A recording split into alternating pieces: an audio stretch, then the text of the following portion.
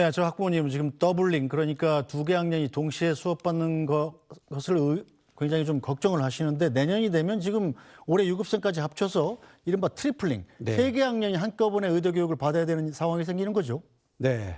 교육부는 트리플링까지는 아니다. 한 6천 명 정도가 될 것이다라고 발표를 했는데 저는 좀 잘 이해가 안 갔습니다. 왜냐하면 올해 입학한 내년에 입학할 3,058명, 네. 그다음에 2025학번 한 4,500명 정도, 그리고 24학번 뭐 한 3,000명 정도 해도 예. 얼핏 계산해도 10,000명이 나오는데 네. 그러면 예과 1학년 중에 상당수가 지금 수업에 복귀하고 있다는 것을 전제로 해야 되는데 제가 취재해보면 그렇지 않거든요. 그래서 지금 현재 의대생과 교육부의 의견이 약간 다르긴 하지만 분명히 내년에 수업이 정상화되기는 쉽지 않습니다. 네. 그러니까 조금이라도 조금 손해가 덜 끼치면서 수업이 진행될 수 있도록 그 방법을 찾아야겠고요.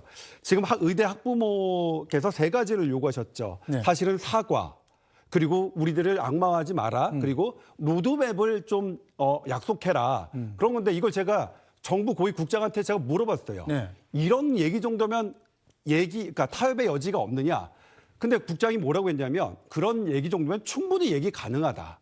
그러니까 현재 서로 간의 각자 입장을 들어보면 충분히 얘기가 가능한데 이렇게 지금 싸우고 있는 건 어쩌면 감정의 문제일 수도 있겠다. 그동안 네. 너무 우리가 손해봤다. 정부로서는 우리가 너무 손해봤다. 이런 입장 때문에. 그래서 자기가 손해봤던 것들을 따지지 말고 지금, 그러니까 과거는 돌아보지 말고 지금 입장에서 지금 의대생과 정부가 네. 좀 공식적으로 구체적으로 얘기할 수 있는 자리가 마련됐으면 좋겠고 저는 오늘 취재를 하면서 네. 타협의 가능성이 있을 것 같다는 생각도 들었습니다. 예. 자, 그렇다면 곧 이제 새 정부가 출범을 할 텐데 의대의 상황이 다 완전히 풀리려면 시간이 얼마나 걸릴 거로 예상하세요?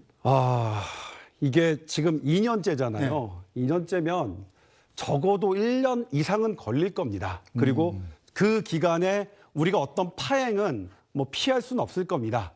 그래서 그런 파행과 그런 1년 이상의 지난한 고통이 있더라도 지금 해결해야 그걸로 마무리되지. 네. 지금 시기를 놓쳐서 올해도 놓치면 그때는 뭐 3년, 4년, 5년 그렇게 지나가도 정상으로 돌리기는 어려울지도 모릅니다. 네, 뭐 결국 배출되는 의사 숫자가 줄어들게 되면 환자들한테 피해가 가는 게 가장 큰 문제 아니겠습니까? 네, 일단 작년에 전문의 숫자 확 줄었고 의사 숫자 확 줄었죠. 당장 뭐냐면 전문의 페이가 확 올랐습니다. 지역에서.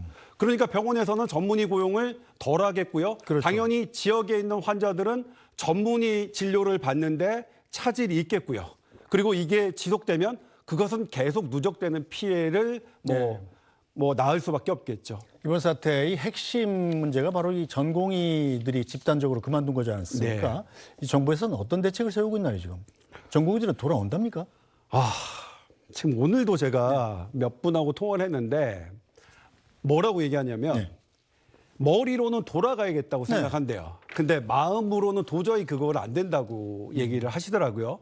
그러니까 지금 사실은 전공의 입장에서 보더라도 국민들은 뭐 당연히 지금 가장 피해자는 국민이지만 네. 전공의들도 자기네들 전문의 이게 수련 계속 못 받는 거는 본인들도 피해잖아요. 네. 그래서 들어가고 싶은데 그런 어떤 감정적인 부분 때문에 들어가기가 어렵다. 그래서 근데 정부도 전공의 부분에 대해서는 조금 5월 9일에 일정 부분 얘기를 한 바가 있습니다만 그들이 공식적으로 돌아오겠다는 의사를 밝혀주면 우리도 길을 열어놓겠다라는 게 정부의 또 입장이기도 합니다. 네, 지난 4일에 전공의 대상으로 한 설문조사에서 80%가 돌아가겠다고 답했다면서요. 아니 근데 이게 조건이 많이 걸려 있습니다. 어떤 조건이요? 7대 그 요구했던 네네. 그동안 요구했던 7대 요구안이 네. 정부가 들어주면 돌아오겠다. 그러니까 복귀하겠다는 거지만 조건부가 걸려서 실제로 돌아올 의사가 있는 것은 상당히 20%가 안 돼 보입니다. 알겠습니다. 자, 전공의 복귀와 관련해서 최근에 전공의들을 상대로 조사를 한 한양대 의대 이봉근 교수의 이야기도 들어보겠습니다. 이번에 복귀의 얘기가 있어서 병원에서 사직 전공의를 대상으로 설문을 한번 돌려봤는데요. 이게 복귀하겠다는 그 의지는 있지만 뭐 조건을 많이 걸어서 현실적으로는 복귀가 쉽진 않을 것 같은 예상이 됩니다. 그러니까 저번에 이제 전공의들이 얘기했던 그 요구안들이 수용이 되면 복귀를 하겠다. 그런 7대 요구안. 네네 그런 것들이 반영이 돼야만 복귀하겠다는 의견들이 많아요. 그리고 조건부 복귀라는 표현을 많이 썼더라고요. 네. 그래서 현재로서는 이렇게 복귀 가능성이 이렇게 높아 보이진 않은 상태입니다. 자, 전공의들이 복귀하지 않으면 가장 애가 탈 사람들은 바로 환자와 환자 보호자들인데 네. 지금 그나마 사정이 좀 낫다고 평가되는 5대 빅5죠. 빅5 병원은 어떻게 운영되고 있나요? 제가 한 달 전에 직접 겪은 사례 말씀드릴게요. 콩팥에 돌이 있으신 네. 환자였어요. 이분은 한쪽 신장이 없어서 한쪽 신장이 망가지면 위험한 상황이죠. 예. 그런데 콩팥의 돌은 현재 중증 질환으로 분류돼 있지 않아서 119를 타고 대학병원 3-4곳을 했다가 안 하셨어요. 네. 결국 저한테 연락 와서 제가 인천에 있는 병원으로 이렇게 알아봐 드렸거든요. 지금 뭐냐면 아예 처음부터 중증인 환자는 그래도 대학병원 갈 수가 있는데 중증이 되지 직전에 경증 환자들은 지금 너무 지금 병원 찾기 어렵거든요. 네. 지금 이렇습니다. 지금 환자들, 그러니까 뭐냐면 경증 환자를 잘 치료해야 중증이 안 되는 건데 지금은 경증 환자가 중증이 되어야만 상급종합병원을 이용할 수 있는 이런 현실이라서 환자의 피해가 네. 정말로 계속 쌓이고 있다는 것은 제가 정말로 네. 계속 겪고 있는 일입니다. 네, 어쨌든 이 대선이 6월 3일 얼마 안 남았기 때문에 의정 갈등 문제는 지금 차기 정부가 풀 수밖에 없는 상황이 돼버렸는데 네. 조동찬 기자가 보기에 이 다음 정부는 의정 갈등을 어떻게 풀어야 된다고 생각하십니까?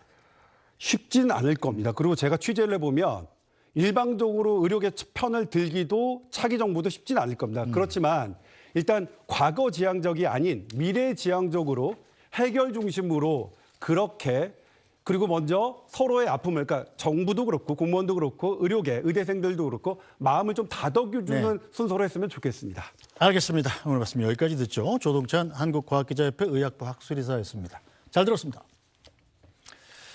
네, 오늘 뉴스 브리프는 여기서 모두 마치겠습니다. 저희는 내일 다시 찾아뵙겠습니다. 고맙습니다.